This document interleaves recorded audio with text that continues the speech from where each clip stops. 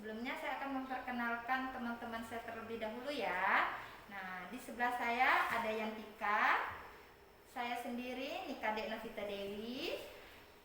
Di depan ada Ibu Sutri, ada Ibu Ari, ada Aprilia, dan ada Deska.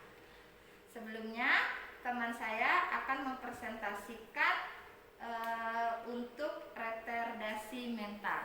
Untuk Mbak Yantika bisa dipersilahkan. Sekalian, saya Yantika. Saya di sini akan mempresentasikan dengan judul retardasi mental.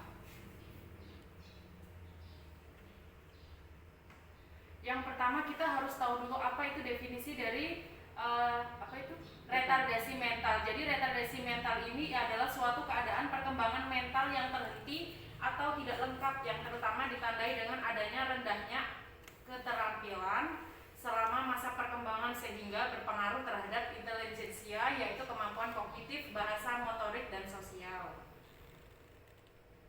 Nah, kelainan ini bisa digolongkan menjadi dua. Yang pertama, penyebab organiknya yaitu ada faktor prenatal, terus faktor perinatal, kemudian juga faktor pascanatal.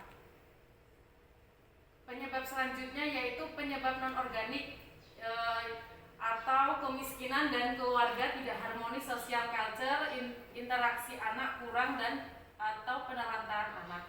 Penyebab lainnya yaitu keturunan, pengaruh lingkungan, dan kelainan mental lain. Selanjutnya yaitu manifestasi klinis. Ada gangguan kognitif, terus kemudian ada lambatnya keterampilan ekspresi dan resepsi bahasa, kemudian juga gagal melewati tahap perkembangan yang utama, ada juga lingkar kepala di atas atau di bawah normal, ada juga kemungkinan lambatnya pertumbuhan, kemudian juga kemungkinan tanus otot abnormal, selanjutnya itu kemungkinan ciri-ciri dysmorphik dan terlambatnya perkembangan motoris halus dan kasar. Klasifikasi berdasarkan the ICD-10 Classification of Mental and Behavioral Disorders WHO Geneva tahun 94. Retardasi mental dibagi menjadi 4. Yang pertama yaitu retardasi mental ringan, EQ-nya 50 sampai dengan 69. Ada retardasi mental sedang, EQ-nya 35 sampai dengan 49. Ada retardasi mental berat, EQ-nya 20 sampai dengan 34, dan retardasi mental sangat berat, EQ-nya itu kurang dari 2. Selanjutnya pemeriksaan penunjang. Yang pertama kali diperiksa itu kromosomal karyotip, yang kedua itu EEG atau elektroencephalogram, yang ketiga itu cranial compute tomografi atau MRI, dan selanjutnya itu titer virus untuk infeksi kongenital, yang kelima itu serum asam urat, dan yang terakhir itu laktat dan pirufat darah. Pemeriksaan penunjang lainnya itu ada beberapa uji tumbuh kembang. Yang pertama itu ada uji intelijensi dasar, yang kedua itu ada uji perkembangan seperti DOS-2, dan yang ketiga itu pengukuran fungsi adaptif. Nah, ini ada beberapa pencegahannya, ada pencegahan primer dan pencegahan sekunder. Pencegahan primer ini yaitu pendidikan kesehatan pada masyarakat, perbaikan keadaan sosioekonomi, konseling genetik, dan tindakan kedokteran. Terus yang kedua itu pencegahan sekunder, diagnosa dan pengobatan dini peradangan otak, perdarahan subdural, kraniostenosis. Yang terakhir ada pencegahan tersier, yaitu melalui pendidikan penderita atau latihan khusus, sebaliknya di sekolah luar biasa. Yang selanjutnya itu komplikasi, ada cerebral palsy, terus gangguan kejang, selanjutnya gangguan kejiwaan, yang keempat gangguan konsentrasi atau hiperaktif, kemudian defisit komunikasi dan konstipasi. Nah, ini ada diagnosa keperawatan. Diagnosa keperawatan itu ada 6. Yang pertama, gangguan pertumbuhan dan perkembangan berhubungan dengan kelainan fungsi kognitif. Yang kedua itu gangguan komunikasi verbal berhubungan dengan kelainan fungsi kognitif. Yang ketiga, risiko cedera berhubungan dengan perilaku agresif, ketidakseimbangan mobilitas fisik. Yang keempat, gangguan interaksi sosial berhubungan dengan kesulitan bicara atau kesulitan adaptasi sosial. Yang kelima, gangguan proses keluarga berhubungan dengan memiliki anak retardasi mental. Dan yang terakhir, defisit perawatan diri berhubungan dengan perubahan mobilitas fisik atau kurangnya kematangan perkembangan. Sekian presentasi dari saya. Apabila ada kekurangan saya mohon maaf. Wassalamualaikum warahmatullahi wabarakatuh. Terima kasih untuk Mbak Yantika. Saya buka untuk sesi pertanyaan, yaitu ada yang bertanya teman-teman? Saya akan membuka sesi pertanyaan, yaitu ada yang mau bertanya? Saya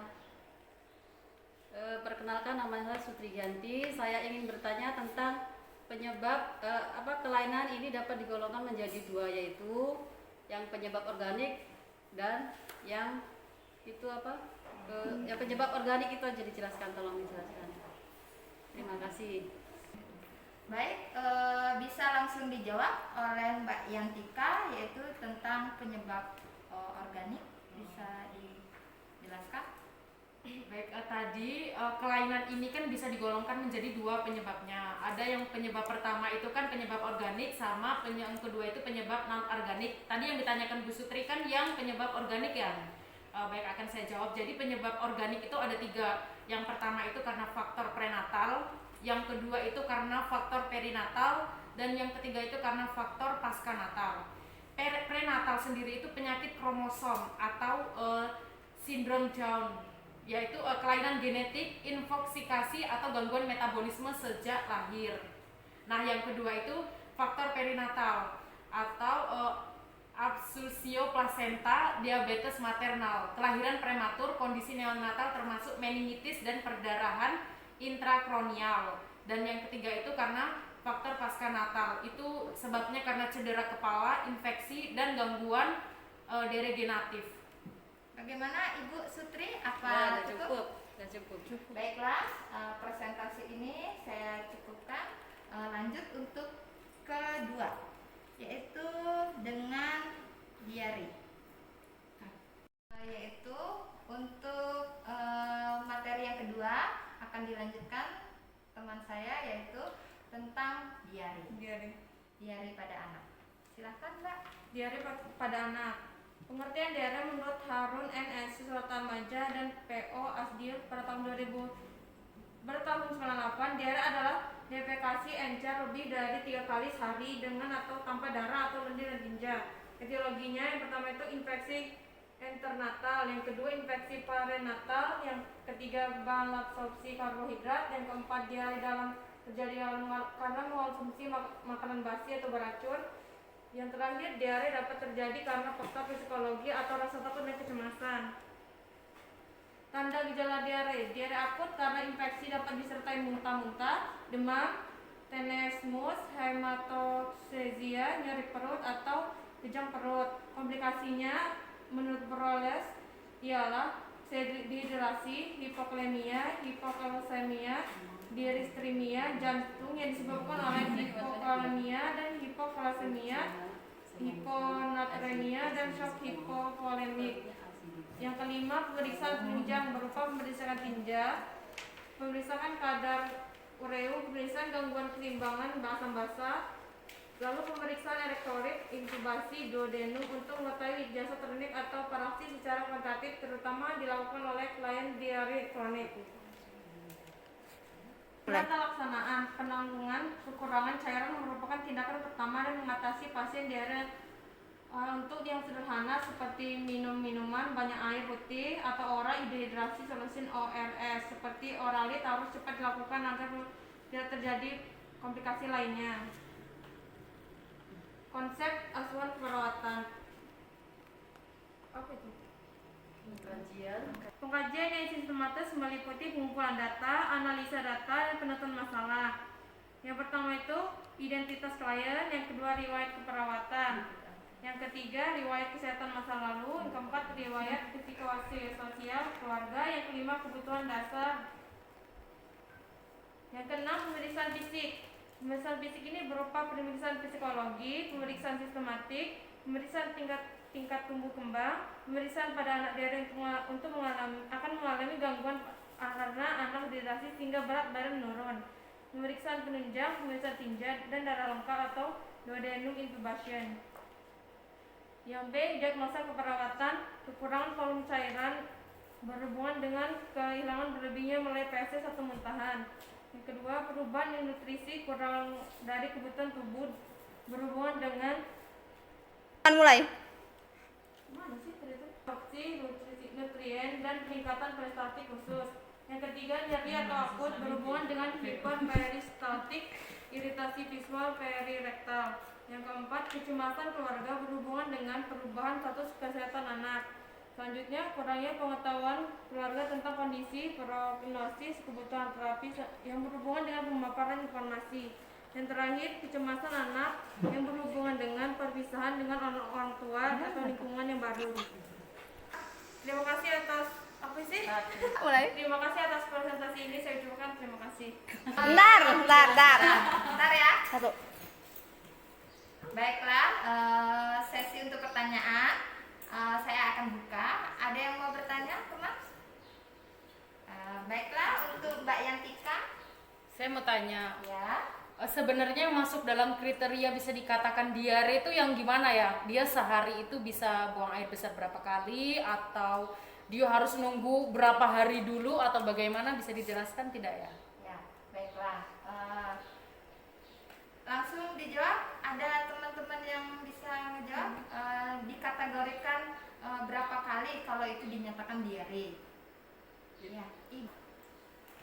Baiklah, saya akan coba menjawab pertanyaan dari saudara Yantika. Yang diklasifikasikan dikriteriakan dikatakan diare itu adalah sehari dalam diarenya itu lebih dari 4 kali satu hari dengan intensitas sering ya, misalnya berair atau berlendir atau dengan ada darah gitu. Gimana? Gimana Mbak Yantika? Apa sudah jelas? Ya, sudah jelas. Baiklah, selanjutnya kami akan buka untuk makalah yang ketiga. Selanjutnya untuk presentasi ketiga yaitu sindrom nekrotik akan dibawakan oleh teman kami. Silakan. Assalamualaikum warahmatullahi wabarakatuh. Waalaikumsalam warahmatullahi wabarakatuh. Perkenalkan, nama saya Sutrigianti. Saya akan membacakan makalah tentang sindrom nekrotik pada anak. Pendahuluan.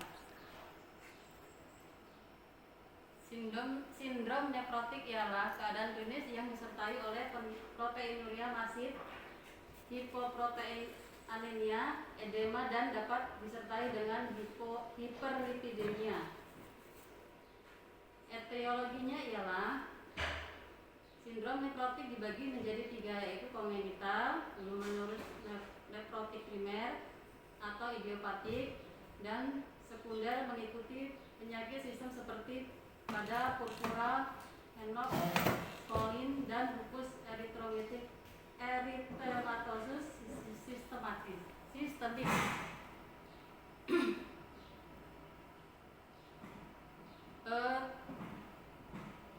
Anatomi fisiologinya yaitu ginjal merupakan salah satu bagian dari saluran kemih yang terletak retroperitoneal dengan panjang lebih kurang dari 11-12 cm di samping kiri dan kanan vertebra. Parenkim ginjal terdiri atas korteks dan nodula. Korteks terdiri atas glomeruli dan lobuli.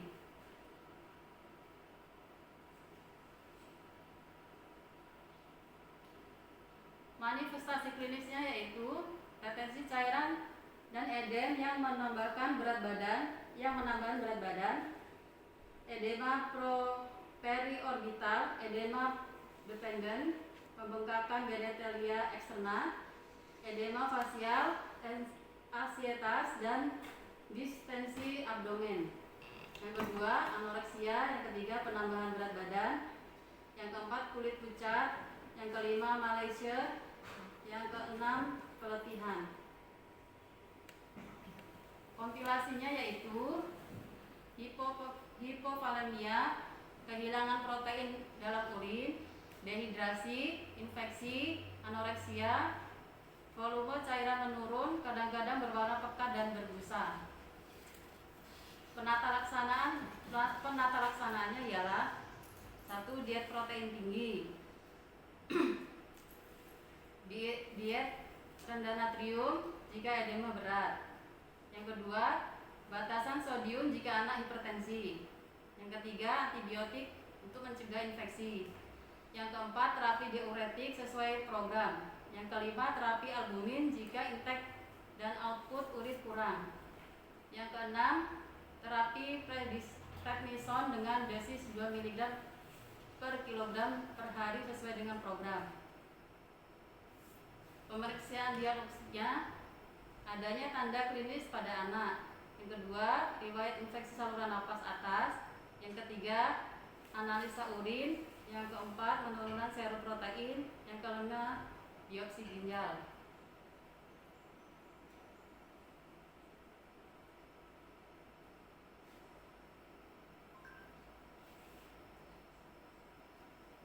Diagnosa keperawatannya, kelebihan volume cairan berhubungan dengan kehilangan protein sekunder terhadap peningkatan permeabilitas glomerulus. Yang kedua, perubahan nutrisi kurang dari kebutuhan berhubungan dengan malnutrisi sekunder terhadap kehilangan protein dan menurunnya nafsu makan. Yang ketiga, gangguan citra tubuh berhubungan dengan perubahan penampilan. Yang keempat, resiko tinggi berhubungan dengan imunitas tubuh yang menurun. Yang kelima, resiko tinggi kerusakan integritas kulit berhubungan dengan imobilitas, edema, penurunan dan ketahanan tubuh. Intervensinya yaitu kelebihan volume cairan berhubungan dengan kehilangan protein sekunder terhadap peningkatan permeabilitas glomerulus. Kriteria hasilnya, edema hilang atau berkurang, berat badan kembali normal, tekanan darah dan nadi dalam batas normal. Yang D, berat jenis urin dan protein normal. Intervensi, monitoring intake dan output cairan. Yang D, observasi perubahan edema. Yang C, batasi intake garam, ukuran lingkar perut dan pertambahan berat badan setiap hari. Monitor tanda-tanda vital. F, kolaborasi pemberian obat-obatan sesuai dengan program. Yang G, kolaborasi dengan pemeriksaan laboratorium.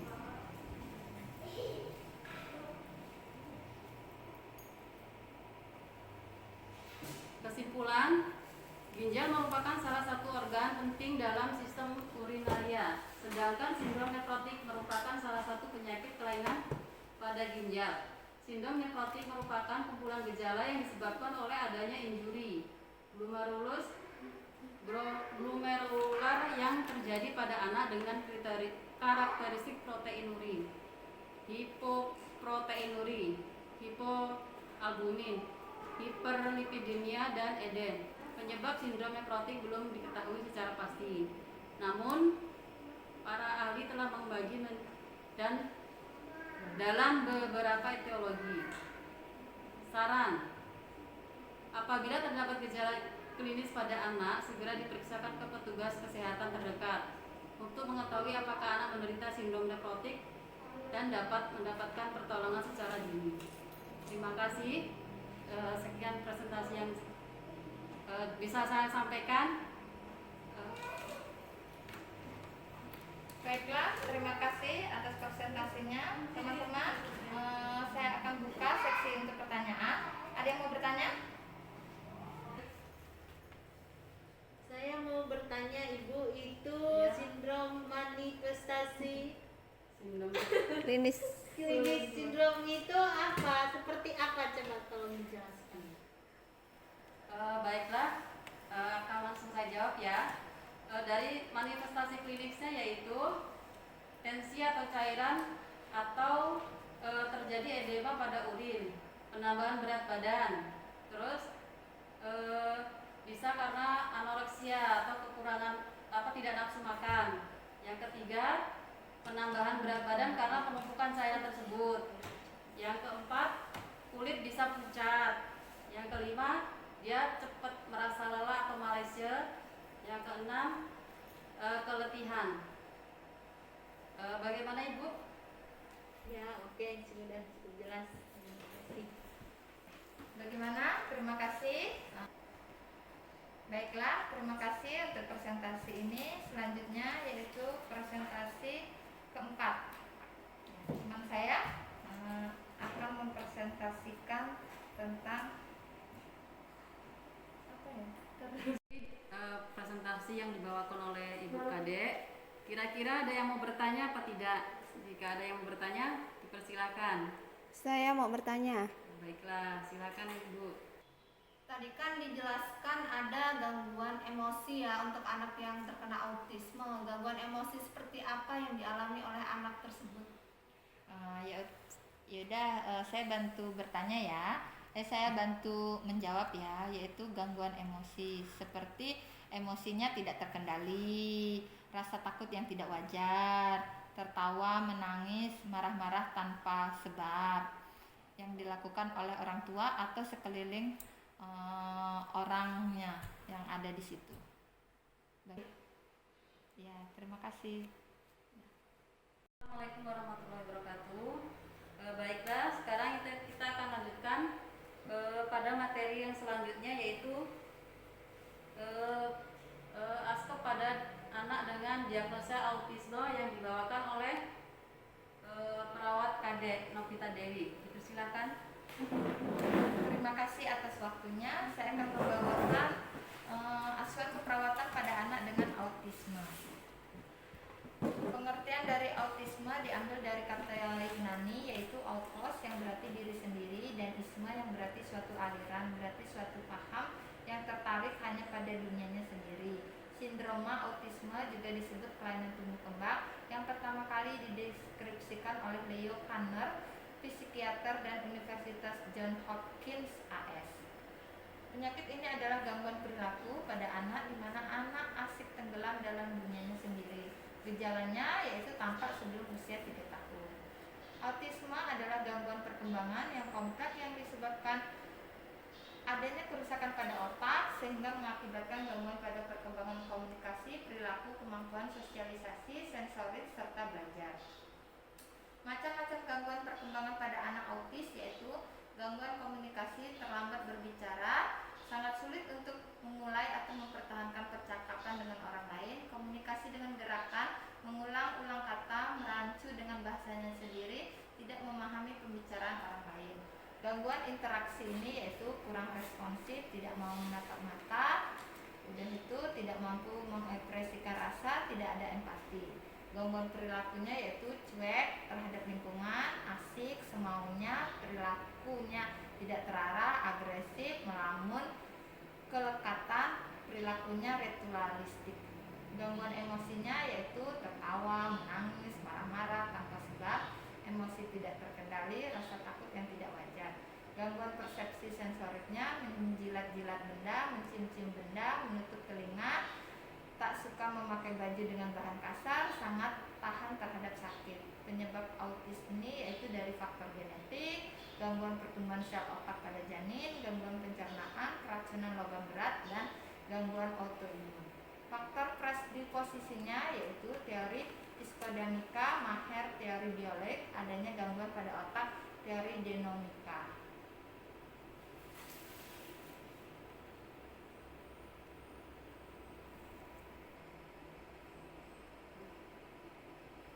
Kriteria diagnosisnya yaitu ditandai dengan kelainan kualitatif dalam interaksi sosial, pola komunikasi, minat dan aktivitasnya terbatas. Diagnosa dan intervensi kepercayaan umum yaitu risiko tinggi terhadap mutilasi diri, rasa gelisah dipertahankan pada tingkat pasien merasa tidak memerlukan perilaku mutasi. Kerusakan interaksi sosial, hasil yang diharapkan yaitu pasien mulai berinteraksi dengan diri dan orang lain. Kerusakan komunikasi verbal, pertahankan konsistensi tugas tetap. Hasil yang diharapkan yaitu pasien mampu berkomunikasi dengan cara yang dimengerti. Pesan-pesan nonverbal, pasien mengungkapkan verbal. Pasien memulai interaksi verbal dan nonverbal.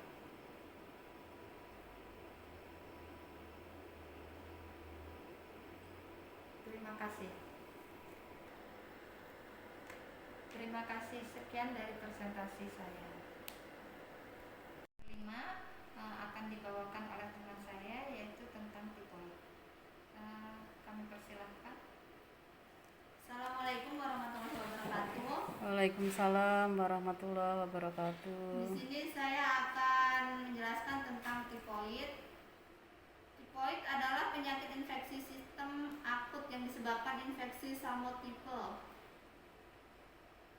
Manifestasi klinisnya gejala pada anak, inkubasi antara 5-40 hari dengan rata-rata 10-14 hari, demam menggigil, demam turun pada minggu keempat kecuali demam tidak tertangani atau menyebabkan shock atau koma. Ruam muncul pada hari ke-7-10, nyeri kepala, kembung, pusing, batuk, epistaxis, lidah yang berselaput. Pemeriksaan penunjangnya dia ada gambaran darah tepi, kultur bakteri, pemeriksaan serologi, dan pemeriksaan kimia darah. Cara pencegahannya ada cuci tangan, minum air yang sudah matang, perhatikan kebersihan makanan, jaga kebersihan lingkungan, lakukan vaksinasi. Diagnosa keperawatan yang pertama ada hipertemi berhubungan dengan infeksi Salmonella typhi, perubahan nutrisi kurang dari kebutuhan tubuh berhubungan dengan mual dan muntah, nyeri berhubungan dengan proses peradangan, kurang volume cairan berhubungan dengan pemasukan yang kurang, mual muntah, pengeluaran berlebih, diare, panas tubuh. Yang terakhir ada defisit keperawatan diri berhubungan dengan kelemahan, istirahat total. Terima kasih, sekian presentasi yang bisa saya sampaikan. Baik, terima kasih atas waktunya. Saya akan buka untuk sesi pertama. Ada yang mau ditanyakan? Ada Bu. Ya, baik. Saya akan mempertanyakan tentang pemeriksaan penunjang tentang kultur bakteri. Pemeriksaannya seperti apa itu contohnya? Ya, jadi pemeriksaan kultur bakteri itu dapat menggunakan darah, feses, urin, dan jika memungkinkan dapat menggunakan sampel sumsum tulang. Oh, seperti itu ya. Ya. Bagaimana? Udah jelas. Sudah mengerti? Udah. Terima Baiklah, kasih. kalau sudah mengerti, saya akan melanjutkan untuk sesi ke-6, yaitu tentang ADHD. Kami persilahkan untuk teman kami untuk menjelaskan tentang ADHD. Ke presentasi yang terakhir, yaitu tentang ADHD yang akan dibacakan oleh teman kita. Persilahkan. Ya, baik, terima kasih atas waktunya. Saya akan membacakan tentang ADHD. ADHD adalah istilah populer kependekan dari Attention Deficit Hyperactivity Disorder. Menurut penelitian Breton yang dilakukan pada tahun 1999, ADHD lebih banyak dialami oleh anak-anak daripada perempuan, dengan estimasi 2-4% untuk anak perempuan dan 6-9% untuk anak laki-laki usia 6-12 tahun. Faktor dari ADHD ini yaitu genetik, faktor dari neurologik dan proses dalam otak, neurotransmitter, faktor lingkungan.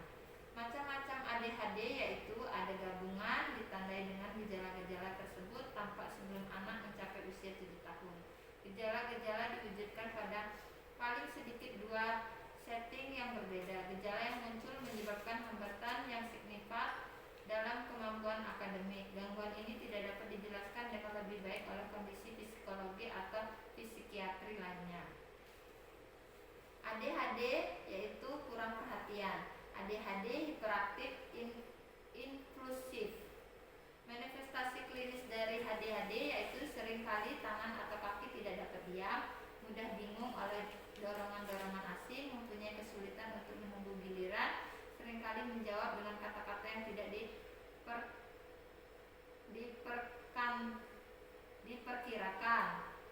komplikasi ADHD yaitu diagnosis sekunder, gangguan kondisi, depresi, dan penyakit ansietas. Pencapaian akademik kurang gagal di sekolah, sulit membaca dan mengerjakan aritmatika, seringkali akibat abnormalitas konsentrasi, hubungan dengan teman sebaya buruk.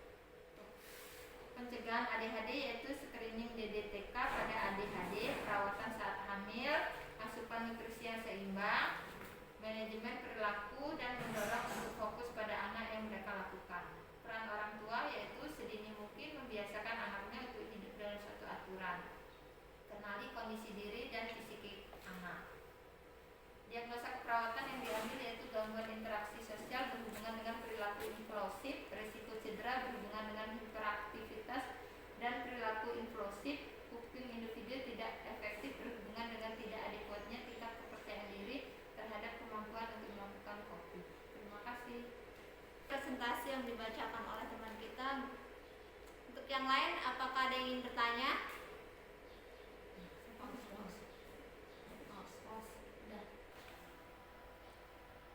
Saya ingin bertanya Ibu, tolong tolong dijelaskan tentang pengertian itu DDHB itu sendiri. Bisa dijawab, Bu? Pengertian DDHB. Ya, pengertian ADHD. Oh, ADHD ya. Pengertian ADHD itu kalau dalam bahasa Indonesia yaitu berarti gangguan pemusatan perhatian disertai hiperaktif pada anak. Gimana Ibu? Sudah jelas? Sudah paham Ibu, terima kasih. Ya, baik. Terima kasih. Ya, sekian tadi presentasi yang sudah disampaikan 6 materi ya. Untuk sesi pertanyaan jawabnya juga sudah kita tutup, sudah kita jawab. Semoga presentasi ini dapat membuat kita lebih baik lagi untuk kedepannya. Saya akhiri, bila ada kata yang salah saya mohon maaf, pada Allah saya mohon ampun. Wabillahi taufiq wal hidayah. Wassalamualaikum warahmatullahi wabarakatuh. Waalaikumsalam warahmatullahi wabarakatuh. Moderatornya ganti di akhir acara. Ini kayak mana ya? Udah tak mana kok nggak kelihatan? Aduh, belum buat resume Kak.